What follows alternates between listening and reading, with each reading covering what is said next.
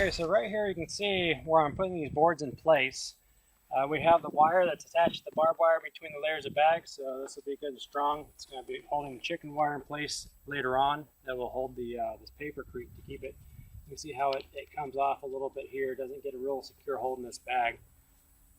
Anyway, that's why we have these wires every third or fourth row coming out.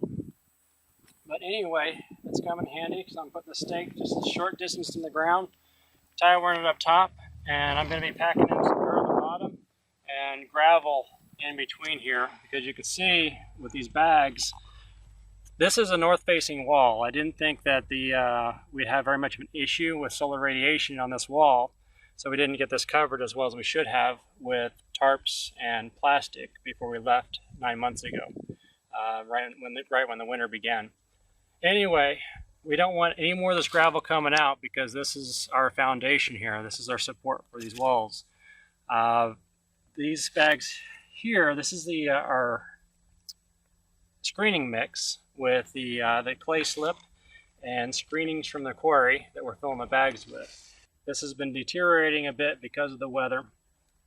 We're going to get this covered with papercrete and chicken wire to keep it from being worn out any further.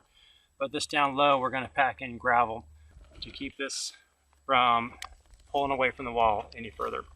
And then when we reach the point, this whole floor is going to have about 5-6 inches of gravel packed down to the level of these bags. And at that point in time, we will pull these boards out and everything should hold in place just fine.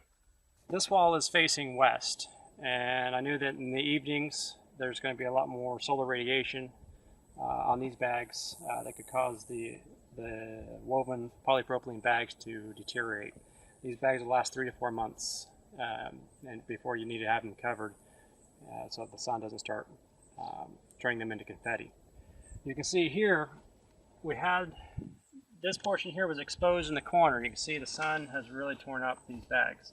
But right here we had this plastic in place blocking the sunlight, and the bags look much better.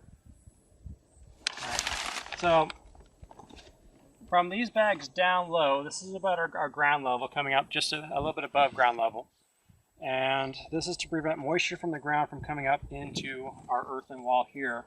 We don't want the moisture to get into the mix that we're putting in the bags for these walls here.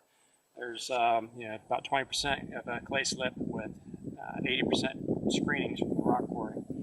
And this will get soft if it's left saturated. We want this to be nice and strong for the walls.